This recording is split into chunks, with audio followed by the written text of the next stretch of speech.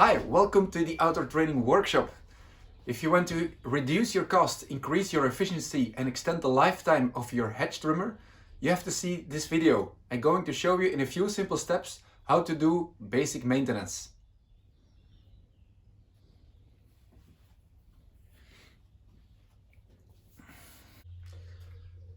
So before you start, make sure that the machine is switched off. You can also remove the spark plug head. And we're going to start with removing the fuel.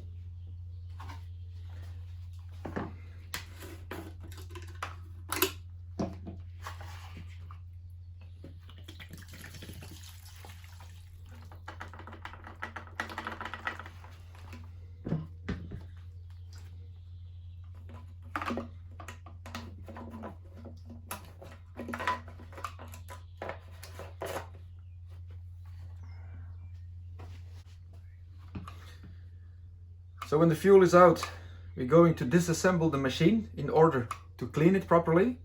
Afterwards, we're going to install these UCAN parts. Start with the air filter. So we remove the housing.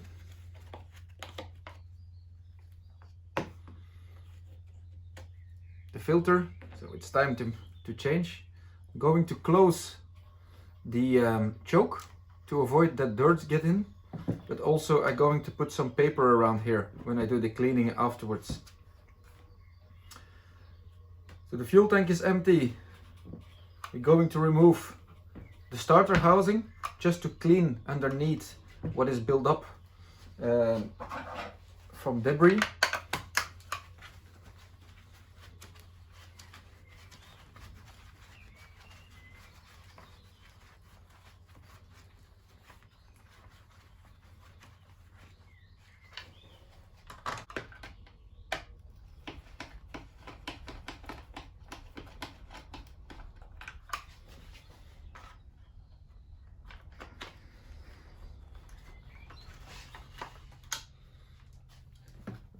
Muffler protector, one more underneath.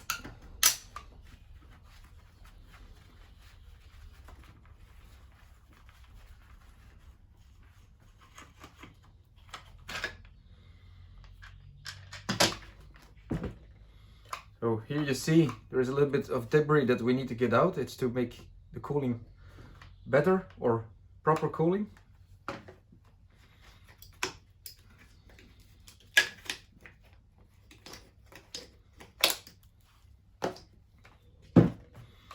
All right. So let's do the cleaning. But before, I'm going to put some paper inside.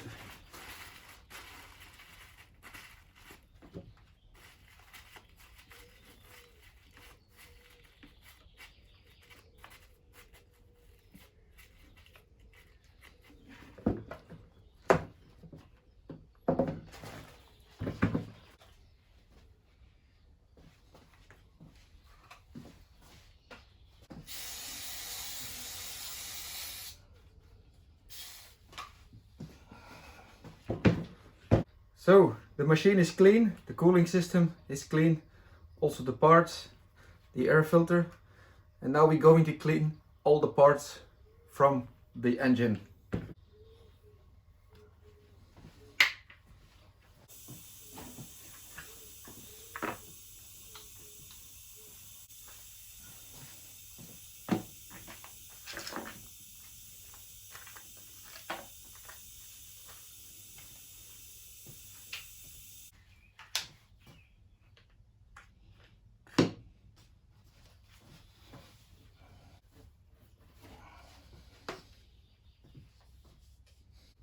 So parts and machine are clean. Now we're going to start to replace the fuel filter and cleaning the fuel tank.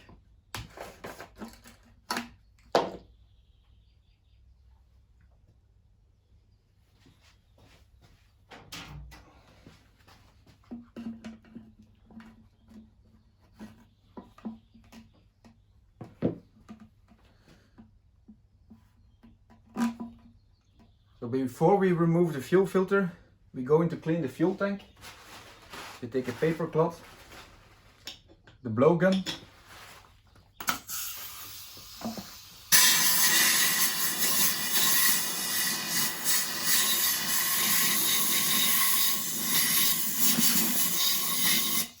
you blow all the debris out. So let's open up this box.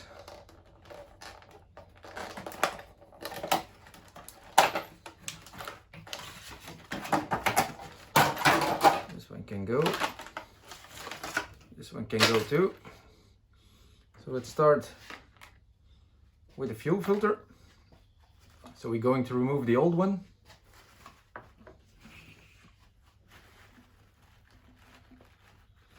Don't damage the fuel line by pinching in it. Just make sure that it slides off. And don't lose the fuel line inside. Going to put the new one.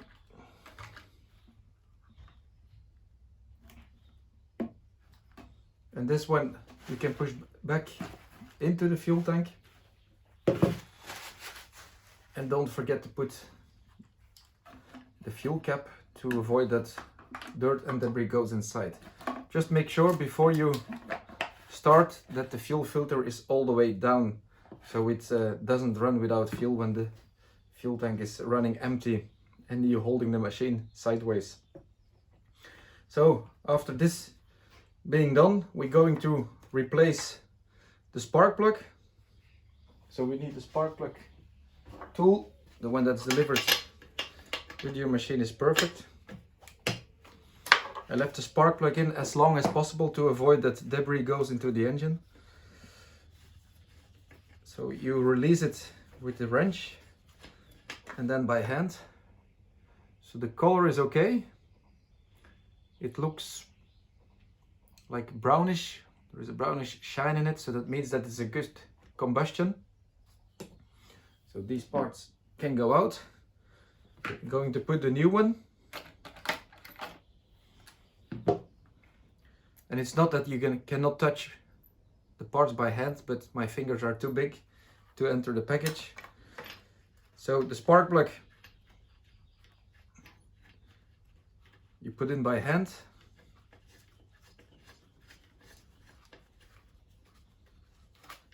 All the way down, and the final part you tighten with the wrench.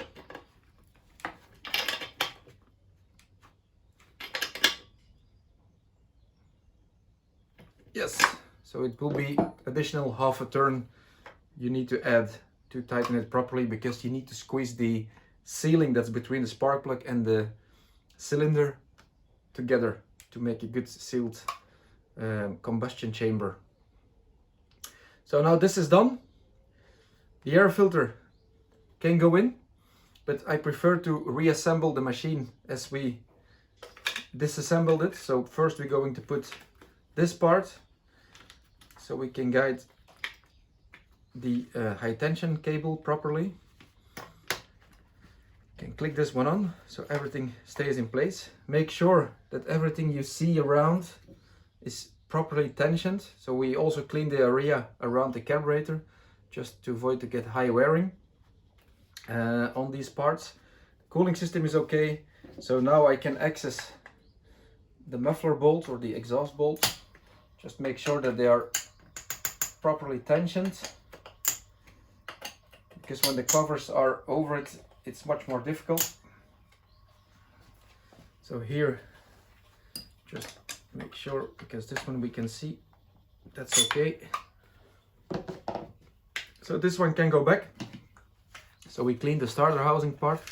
Just going to check that there is no wearing on the starter rope. So I'm going to check just before the nut. And I do the same at the other end. So you see it's still okay.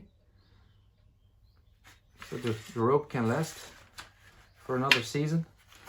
And otherwise we need to replace it. I will check if it rolls up properly. So in this case I'm going to put one more turn to give it a little bit additional tension, because I have a feeling it doesn't roll up properly. So I put the rope in the cutout of the pulley and I make one additional turn like this.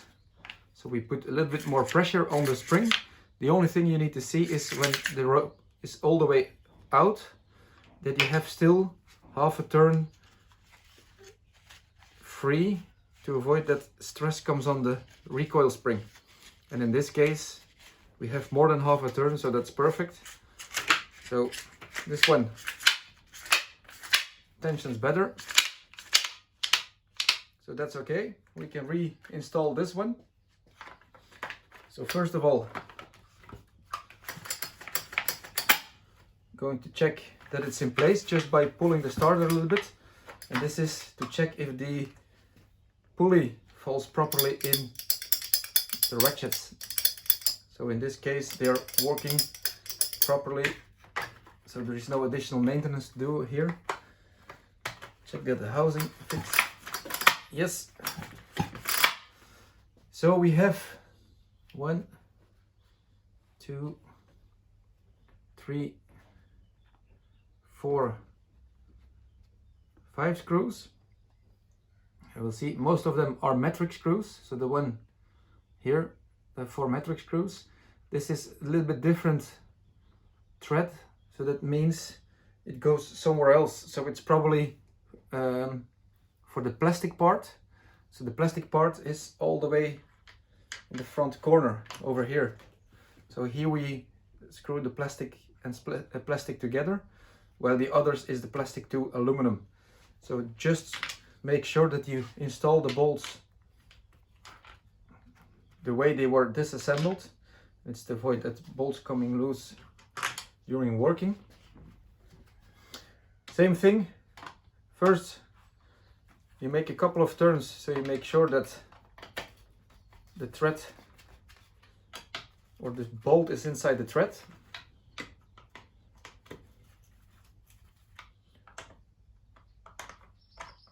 Also here. So this is a good one. And now we can start tightening.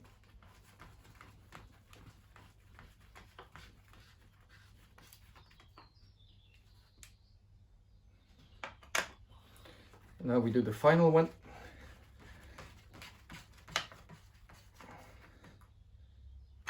Just take a final check.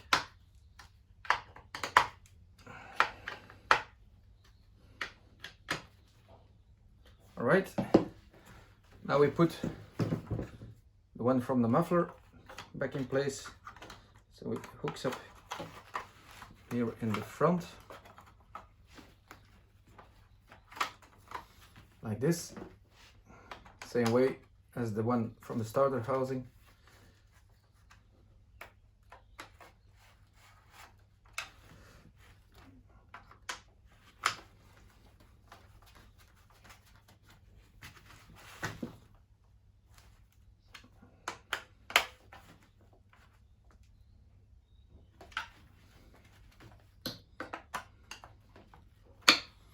All right.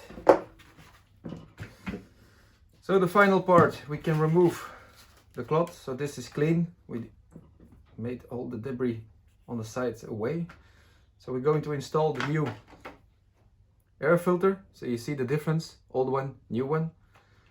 So we're going to install it the same way. So the silicone will be pressed between the housing and the seating, so it gets an optimal sealing.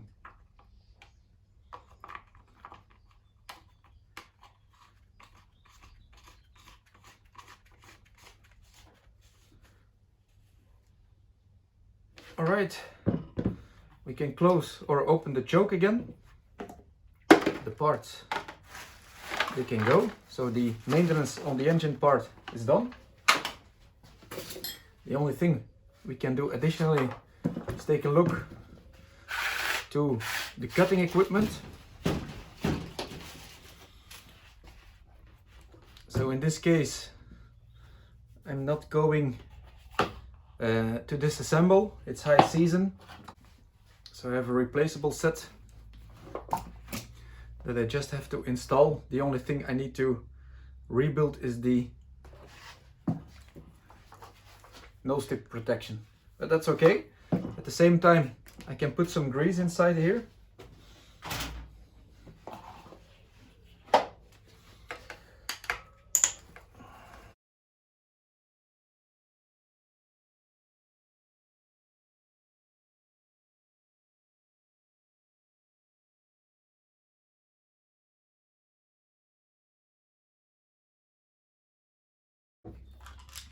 So remove the cover.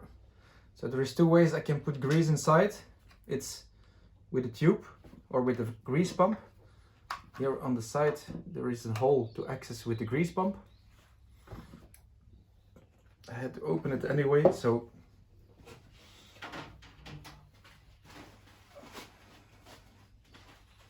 make sure that you can work clean.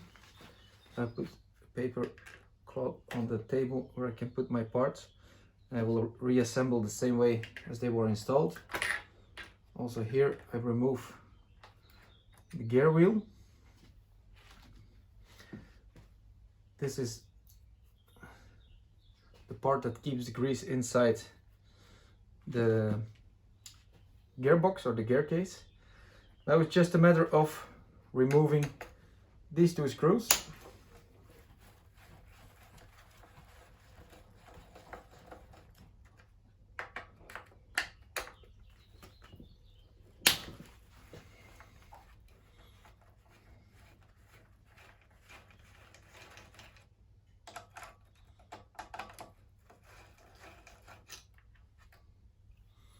Alright, so these ones, or this one will be replaced by the new one.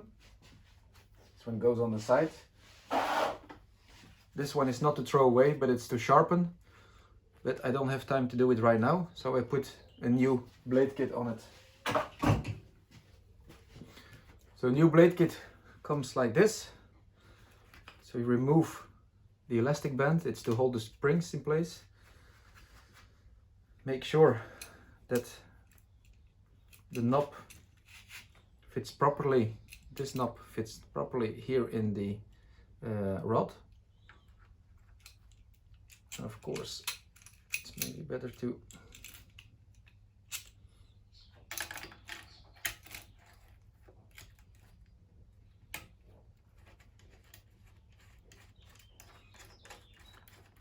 tighten both screws.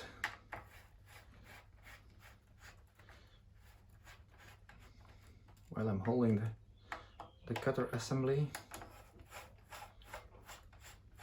like this. So this one is fixed, it's in place.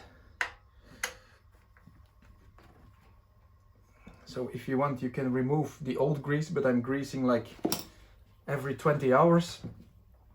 So I will just add some grease. We have this tube. We can add a little bit around. Don't put too much, because the gear case still has to move, and when there is too much, it will lose a lot of power into fighting against the grease that's too much in the gear case, and it will be pushed out in the front.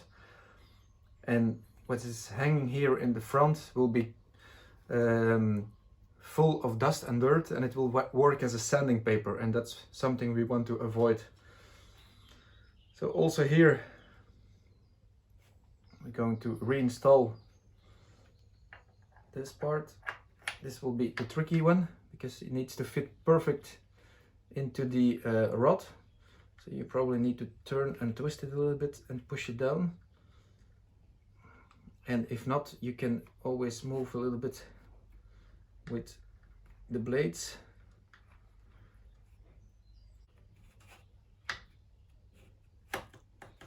Like this, so it clicks. So you feel that it's okay. So the grease can move a little bit around. Now we're going to put the top one the same way as it was installed. This is a little bit easier to install. Like this. If needed, you can add a little bit of grease to it, but I think this is more than enough.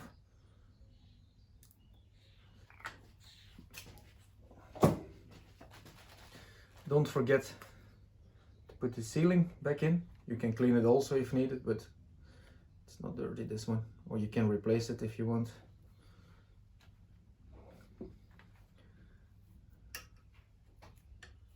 All the way down. We push proper against the cutting assembly. Make sure that these two bolts are tightened all the way to avoid that the cutter assembly comes loose. And then we're going to reinstall the cover. So this is done, the whole system is connected. There is also a paper sealing in between. When it's damaged, just replace it. When you do regular maintenance, it doesn't damage so fast. Same way we do here. And of course you can use a screwdriver or an electric screwdriver, but if the thread is not properly, or the bolt is not properly inside the thread, it can cause more damage than the time you win. All right, let's tension them.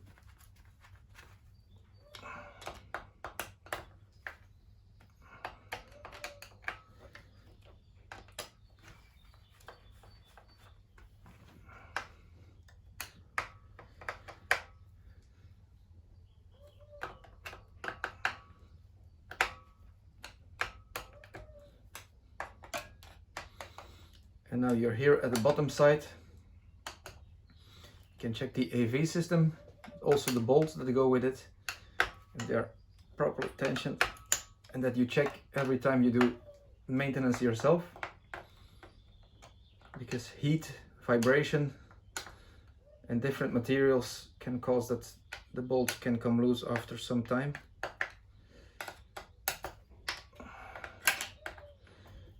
Engine bolts, that's all perfect. So now to the cutter equipment. So this is adjustable, so just make sure that the adjustment or the clearance is properly done. The washers needs to turn, so that's a good thing. And before you use Hedge trimmers, I use some kind of bio spray. It's dissolving the resins, and also it makes that the standing time and the sharpness of your cutting equipment is much longer. So just before you start, you spray some on it.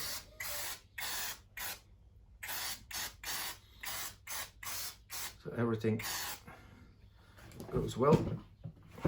Same on the bottom, on the top side. And you do this every half an hour or every hour. And that means every hour. I prefer to do it more because resins are going more often to the blades, or they pose better on the blades. So when you wait until the fuel tank is empty, that's about 1 hour, it might be that it remains or stays on the cutting or on the cutters, and that causes a little bit of opening, where it will also reduce the cutting result of the machine. Now this is done. The only thing we need to change is put the tip protection. It's not only for protecting the tip, but also to reduce the cost. So there's 2 screws we need to remove.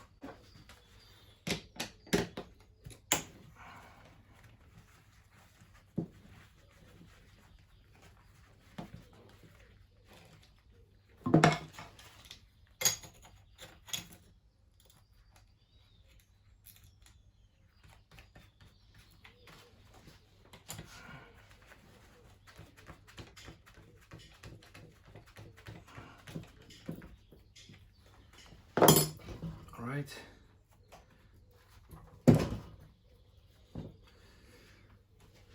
So the protection is back on it. So let's reinstall the protection. As you've seen, I made here 2 cutouts, what makes it better fit and easier to fit on.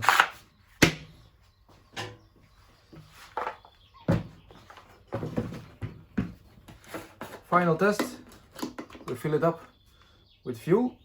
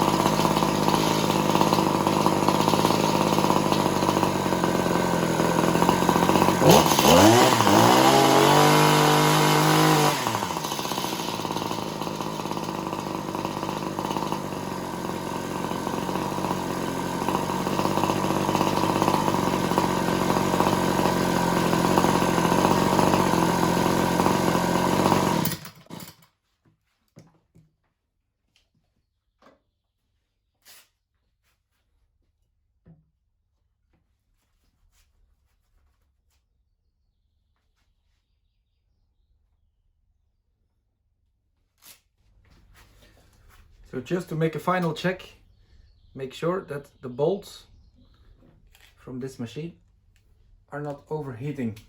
So when they're overheating, they need some readjustment. But in this case, everything is fine. So you're good to go. And the additional grease here in the front, you better remove before dust and dirt are getting in.